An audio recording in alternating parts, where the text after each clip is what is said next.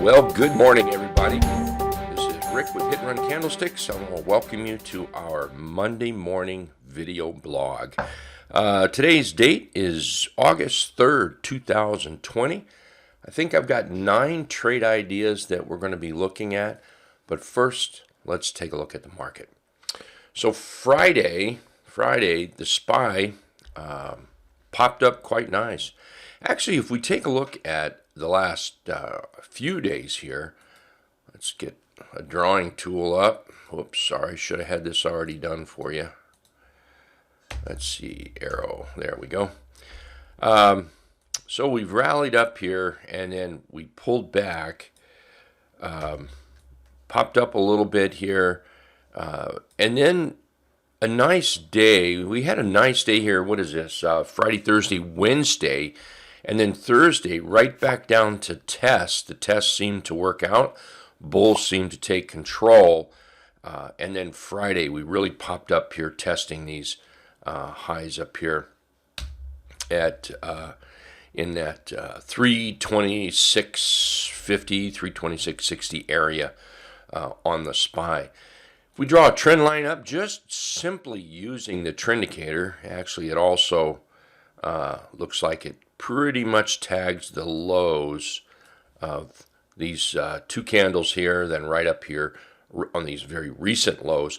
I'm looking at about 330.40, 333.50, 333.60, then maybe 339, up into the 340 range for the SPY. Tech continues to lead, so we better take a look at that FNGU,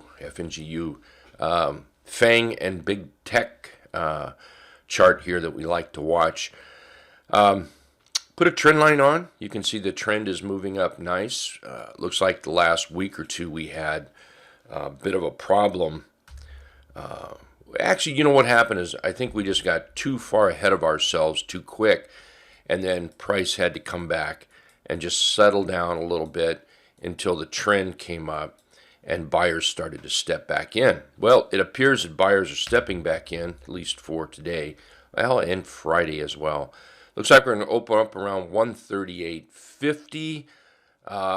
We could easily slide, let's see here, we could easily walk to that trend line. That would be something that's very common, actually. We could, like I say, bounce around, walk to that trend line, and then I'd be looking for 149.85, and then possibly to 162, and then of course it can certainly go on higher. But let's take it one step at a time. It's like climbing a tree. Let's climb this tree one branch at a time. So we'll be watching that tech pretty close, quite close actually. VXX. This is the trade this is the chart ticker symbol that I like to trade when I trade VX or the VIX, and you can clearly see we're in a downtrend. There is just no fear in this market whatsoever. It's possible that we're trying to build that bottom in here, and we can make this argument so many times in so many charts. The reality is, until we break out and pop up here, we've really got nothing. And to get a trend going, what is it we need? We need a low to a high to a higher low, higher high, and that becomes the tradable bottom. Now, I'm not saying that's what it's going to do right here, just that's what we need, just a picture.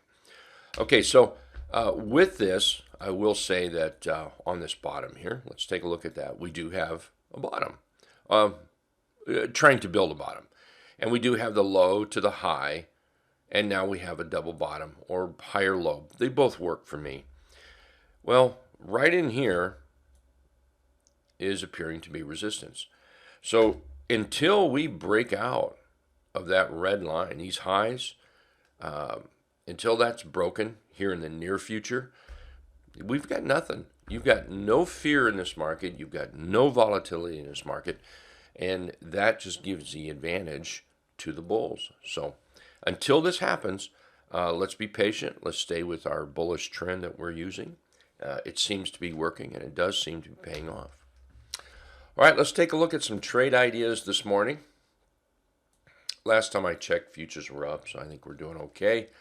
Here's a $2, what is it, a $2.60 stock this morning. Let's kick it off with that. Targets up here, in target, well, it doesn't have to be the in target, but that's the target I would look for, that I'm looking for. I'm adding this to my watch list. So about that 480, 490 area, but along the way, there's going to be some profit taking, little spots where we might look for some base hits. So there's some possibilities there on this chart. So what we've got here is a bottom that appears to be constructed. We've broken out here a little bit. You can see that we've broken out over these highs. We're testing here. We still have these highs to worry about, this whole area right in there. Once this gets over that 3 1/4 area, that's where I'm seeing this $4 and say $4.90. I'm sorry, yeah, $4 and then $4.90. So once it breaks out over that 3 1/4 area, then this, we would consider that as construction, bottom construction, base construction, and we start to break out, and now we can build on our bullish chart here. Nat, I know a few people in the trading room Friday went long on Nat, and that looks like it's opening up just about where it closed, give or take a few pennies in here maybe. So around Friday's candle anyhow. So far it looks like we've got a pretty good bottom being constructed here. If we just connect those lows with these lows, you can see the incline where we've got the higher lows. I think it's a no-brainer. We're looking at price action over here. Early June, 340, that would be a pretty good target. And then up here at 390, you can see that there's, over here, there's a little bit of resistance where the buyers and sellers fought. And it does appear that the sellers won because of the way we've moved down. So that would be a pretty good target area. Of course, it can move higher once it breaks out. Right now, I think we need to be concerned with breaking out over about $3 and $4.70. The chart pattern here is pretty nice. I like what it did here on let's see, Wednesday. Nice little pop on Wednesday after actually turning green on our trend indicator here. Let's see, Wednesday, Tuesday, Monday. So Monday, we turned green on the trend indicator, little doji. Then we popped up Wednesday, quite nice. A little bit of rest, resting on Thursday, and then Friday, the bulls step back in. So let's watch for a 470 breakout. 470 breakout could lead to that 540. And then that 590 area up there on NAT, N-A-T. Another one I have, let's put a gold up here. Gold seems to be, sure, a hot commodity these days. And IAG has pulled back. That's what we like to look for, is consolidation or rest. Pullback, PBO is what we call it, pullback opportunity here. So we've got that pullback. We've got a doji follow through here. Once we start getting over 515, 520, I think 550 is in the cards, and then possibly 630 up here is in the cards. Note how this chart works out. Let's see, green. See how we pop up here and we pull back a little bit. We pop up. Here's that pullback, that rest up. Here's that rest, pullback, up, rest, pullback, up, rest, pullback. And that's what I'm looking at, that chart pattern that continues on up. So with follow through, of course, we always need bullish intervention here. We need the bulls to come in, pick up some shares, buy it, enough to push it out, break it out, and then that starts the movement up to those higher levels, higher profitable levels. DXC.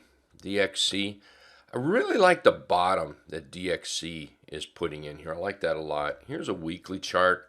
Take a look at that bottom right there. And on the weekly chart, we've just turned green on our trend indicator. So,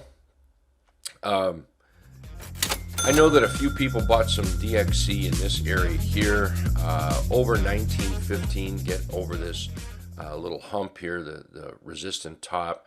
Then I think about 2250 is in the cards. And this certainly has more room to run up here. Let's put something right about here. Around that 26, and then of course it can always get back up to the tops here. If we look at DXC, you can clearly see the trend is still running up. You can see how that trend line is this incline to the upside.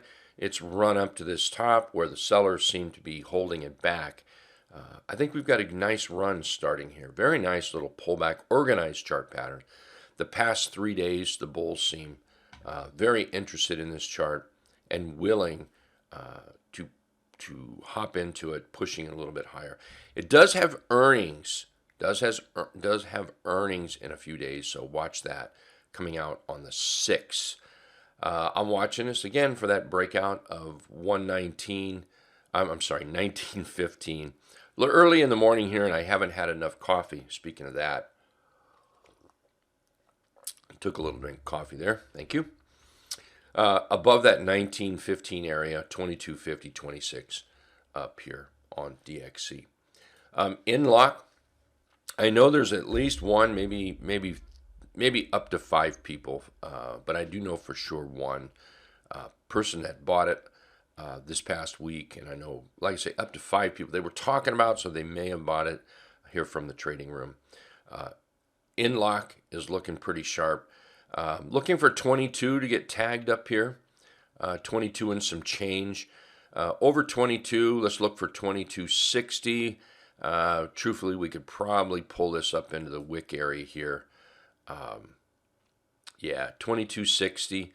Let's see, 2290, and then about 2340. And if you look over here, that's where that little hammer is, that 2240 area. We get up in here, notice that there's a great big gap up in there that potentially could be filled. And that could be a nice little trade on Inlock. So let's keep our eyes on Inlock. Earnings again coming up next week this week on the 6th. Earnings on the 6th. Okay, Cisco. This has been a love-hate relationship for the last week or so. And, Cisco's looking pretty good up here. Cisco's looking pretty good right through here. And then all of a sudden, it got hammered. And from that hammer, being hammered, not a hammer, but being hammered, it just has crumbled back down to the trend line. Bulls step back in Thursday. Look like they have followed through on Friday. So maybe one more time, Cisco. Let's look for 48.90 and then possibly 52 on Cisco. It's taking its dear sweet time getting up there and going. Earnings on the 12th. PayPal. PayPal had a nice gap up and it held up well Friday. Let's put a little line at the bottom of that doji there. Anything below that doji I don't think I would like, because then it's too much opportunity to move back down into these some of this price action down to the trend indicator. And unfortunately that would put in like an 8.5% loss, and that's just too much, a bit much. We don't need to do that. You can get stopped out. I could get stopped out and be much happier around the 189.35 area. Looking for 207 and 231 up here for targets on PayPal. Microsoft. I guess Microsoft's in talks to buy TikTok. Good, bad, or indifferent? Don't know. Let's just follow the chart. Looks like we're gapping up this morning into that 210.60 area maybe. Above that, I would look for some buying to come in. I'm not in TikTok, I'm not in Microsoft. I would like to be in Microsoft, but it needs to break out over that trend line, which that's what it looks like it's doing. So a little bit of rest in here, a little bit of a pullback that might offer an entry for Microsoft. And then we'll look at 220, 227 up here for a couple of nice swing trades. Adobe. ADBE, Adobe. Let's draw a trend line here on Adobe. There we go. So you can see Adobe's been trending up. Let's just go from this high down to this low. We've moved up to this top, this 3-bar top right in here. Pulled back, actually created a 4-bar top, and then follow through Friday. Continued follow through, we should test these tops up here, which would be about this 457.80 area. Bulls hang around, they're still interested. Let's look for 470, 482 on Adobe. All right, that is today's video blog here. I want to welcome everybody and say thank you very much for watching the blog, and I hope to see you in the trading room. You guys take care. We'll see you in a little while.